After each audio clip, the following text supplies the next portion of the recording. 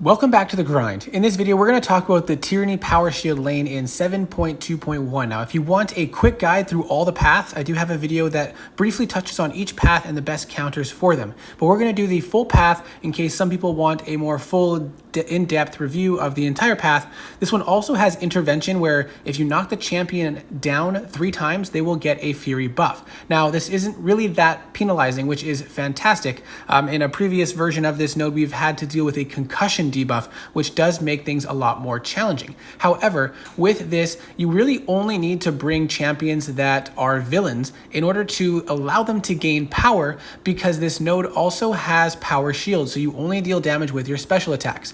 That is sort of still to be qualified by the fact that you still can use damage over time effects. So champions like Quake and Archangel, or other ones that rely heavily on their damage over time, can still bypass this node, but the best champions are going to be the ones that are villains and that have high damage over time effects on their special attacks. So you can see Dr. Doom very easily cleared that first fight.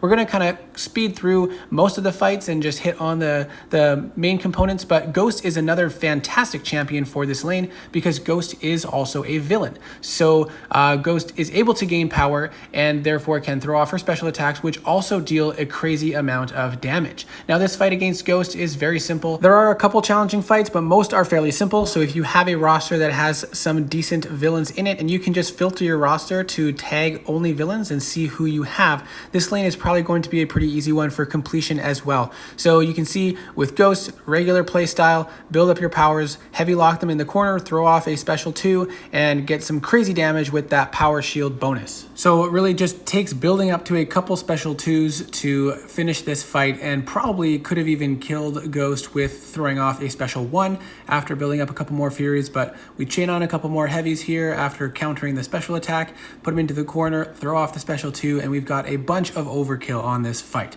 Now, the next fight is going to be Unstoppable Colossus, and just for fun here, we're bringing in Abomination, who is a great champion and also a villain. We did mess up a lot because we were trying to do some silly stuff around the unstoppable nodes, but we did end up getting the fight done, and it is kind of a longer fight, so we'll probably skip through some of it. One of the main points is going to be that all the damage over time effects will still deal damage, but the basic attacks will not, even during that acid burn stage. Now, if you throw off a special attack during that acid burn stage, you are going to get some really increased damage output, which is fantastic. So you have to try to time things right, which in this fight can be challenging because of the unstoppable buffs. Now we're coming to the end of this unstoppable buff, and we're getting close to our 10 poison stacks on the opponent. We go into acid burn, throw off a special 1, and look at all those red numbers. They are dealing some insane damage for us in this fight. Another nice thing about Immortal Abomination is if you have willpower, he pretty much always has a poison debuff on him,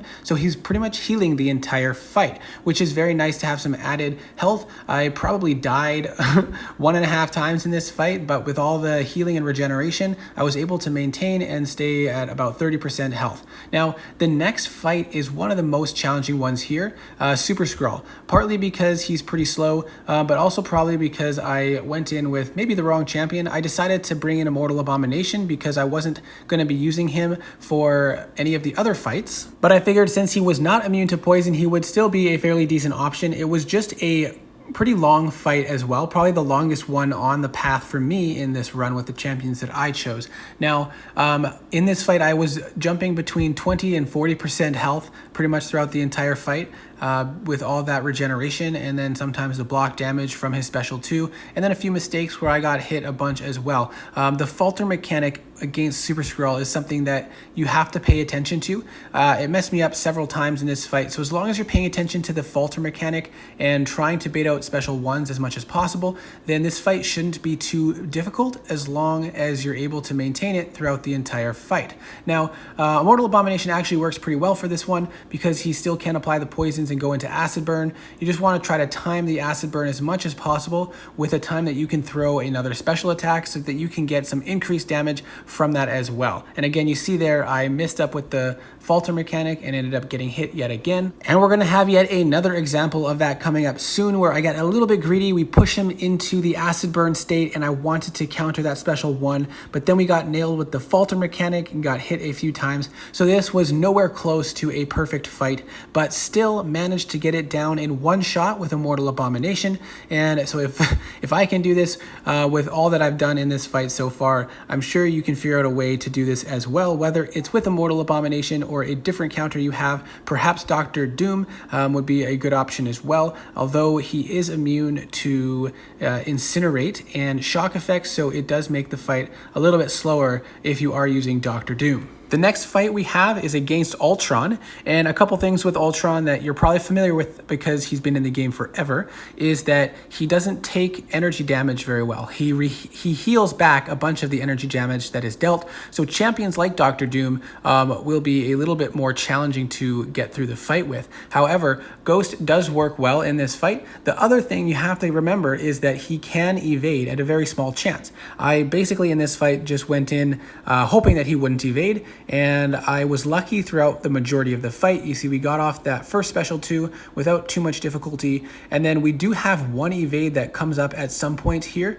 but luckily the evade is on the first of a heavy attack, and then we hit him there with the second part. So it didn't really affect us in a negative way there, but then we get caught with another evade here right at the end of that heavy. I go to throw off a special 2 and I messed up the phase, so I didn't actually go unblockable. And then we're actually gonna get a bunch of evades shortly here that's going to really mess around with us, but thankfully he doesn't always counter us, and we're able to still avoid getting hit and getting killed. So we still managed to get through this fight after building up to another special 2, and with that second special 2 we get plenty of overkill, phase back, throw off the special 2, and the fight is over. And now for the final fight on this path, the Annihilus. You definitely want a champion who has access to nullify so that you can get rid of his rod and allow you to parry without getting those stacks of obliteration and armor breaks that will then, when you dash back, give him a unstoppable buff.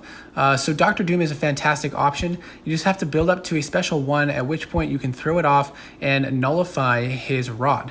Now, a couple things to consider about this fight is when he has his rod active, you can't parry him. It makes it more challenging to fight because he'll get those unstoppable buffs when you dash back.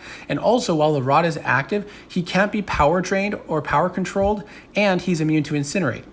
So a couple times here in this fight, we go to throw off a special 2, but the rod activates again right before we activate our Incinerate damage, and therefore he doesn't take those damage over time effects. Another thing that we have an issue with is we push him up to 3 bars of power, but then he gets his rod active when I throw off the special 1, and therefore I do not take any of his power away, so he still has 3 bars of power to throw off a special 3. So that is something you want to be considering as well, but that's just the same for any Annihilus fight. Now, we got very lucky here and managed to stay with 1% health, which allowed us to salvage this fight, dash back, throw off a special 2 that was thankfully unblockable, and finish off the fight. So that's pretty much the entire path, and then going on to the bosses, you can check out my completion guide for the easiest boss, and I'll try to upload fights for the other bosses as well. But I hope that this was a helpful breakdown for the path.